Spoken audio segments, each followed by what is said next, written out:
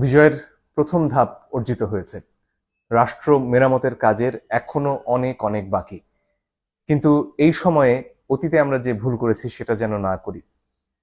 মুক্তিযুদ্ধের পরে শহীদদের তালিকা আমরা 50 বছরেও করতে পারিনি। আহতদের তালিকা সে তো আরো অনেক দূরের কথা। কিন্তু এই সময় সেটা অসম্ভব নয়।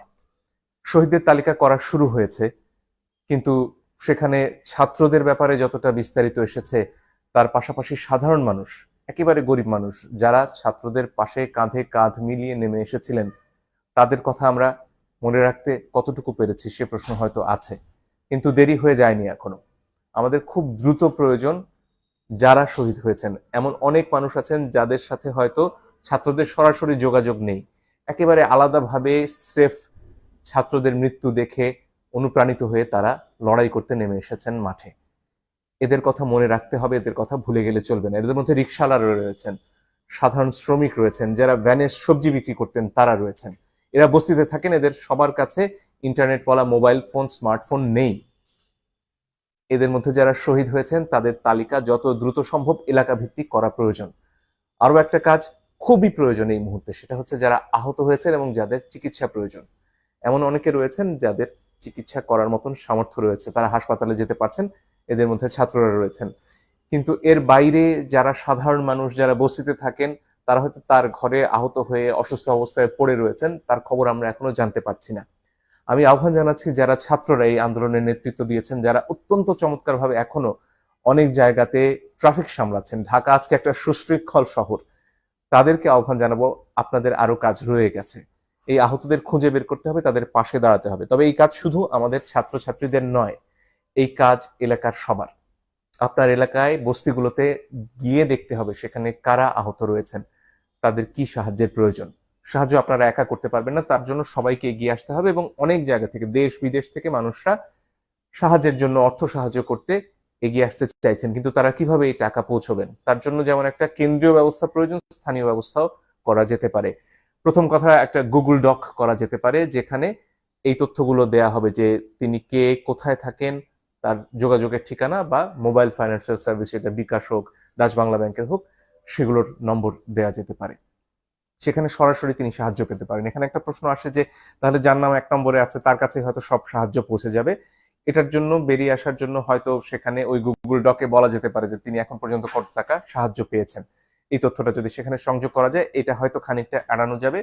এছাড়া যারা ওয়েব ডেভেলপ করেন তাদের পক্ষে একটা ওয়েবসাইট তৈরি করা সম্ভব, যেখানে আসলে এই যে কার নাম আগে আসবে কার নাম পরে আসবে এটা নিয়ন্ত্রণ করা সম্ভব, যাতে সুষ্ঠুভাবে এই সাহায্যটা সবার কাছে পৌঁছানো সম্ভব হয়।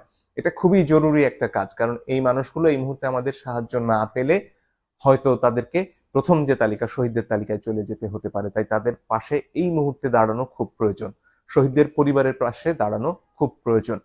আরো একটা কাজ সারা দেশ জুড়ে চলছে, সেটা হচ্ছে যেসব হামলা হচ্ছে, বিশেষত সংখ্যালঘুদের ওপর যে হামলা হচ্ছে, সেটা আমাদের যে কোনো মূল্যে ঠেকাতে হবে।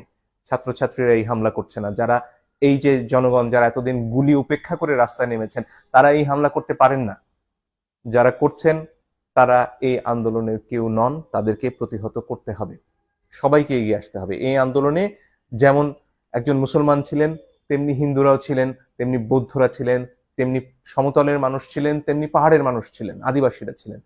সবাই মিলে নতুন বাংলাদেশ গড়তে হলে সবাইকে সুরক্ষা দেওয়ার চেষ্টা আজ থেকেই করতে হবে। ডক্টর মোহাম্মদ ইউনূস দায়িত্ব গ্রহণে সম্মতি জানিয়েছেন, সরকারের তরফ থেকেও কালকে রাতে সেটা জানানো হয়েছে। সমন্বয়কদের মধ্যে অন্যতম নাহিদও সে কথা জানিয়েছেন। কিন্তু এর বাইরে সরকার গঠন এখনো খানিকটা সময় নিচ্ছে, হয়তো 24 ঘন্টার মধ্যে হয়ে যাবে। এই অল্প সময়টুকু আমাদের শান্তি শৃঙ্খলা রক্ষা করার জন্য সর্বোচ্চ চেষ্টা করতে হবে। আমাদের বন্ধুরা যারা অনেক ক্ষেত্রে নানান সামাজিক চাপে কেউ চোর হয়েছেন, কেউ ডাকাত হয়েছেন, তারা বাংলা নাগরিক, তারাও আমাদের ভাই। নজরুল তাদের নিয়ে বহু আগে কবিতা লিখে গেছেন, হয়তো আমরা ভুলে গেছি, চোর ডাকাত নামে পড়ে নিতে পারেন। এই ক্রান্তি লগ্নে আপনারাও এগিয়ে আসুন না, আপনাদের সমস্যার কথা আমরা বোঝার চেষ্টা করব। আর যাতে এই সমাজে কাউকে ডাকাত না হতে হয়, চোর না হতে হয়, কাউকে যাতে বারাঙ্গনা পল্লীতে কষ্টের জীবন বেছে নিতে না হয়, সে চেষ্টা নিশ্চয়ই নতুন সমাজ করবে। আজকে যারা অনেক চাপে পড়ে আজকে চুরির পেশায় চলে গেছেন, কেউ পকেট মেরেছেন, হয়তো অনেক ক্ষেত্রে গণধোলাই খেতে হয়েছে আপনাদের। এই সমস্যাগুলো থেকে যাতে সবাইকে এক জায়গায় নিয়ে আসা যায় সে চেষ্টাও আমরা করতে চাই। আমার বিশ্বাস আমাদের তরুণরা সব পারবে, কারণ আমাদের সে বুদ্ধিই ছিল না, আমরা পৃথিবী দেখে বড় হইনি। আমাদের তরুণরা আজকে এমন এক সব পেশার কথা বলে যেগুলো আমরা বুড়োরা বুঝতেই পারি না। অনেকক্ষণ ধরে বুঝতে হয় বাবা তুমি কি কাজ করো, এবং তারা ঘরে বসে বৈদেশিক মুদ্রা আয় করে। ফলে এই তারুণ্য সব পারবে বলেই আমি বিশ্বাস করি, কিন্তু তাদের পাশে দাঁড়াতে হবে আমাদের সবাইকে।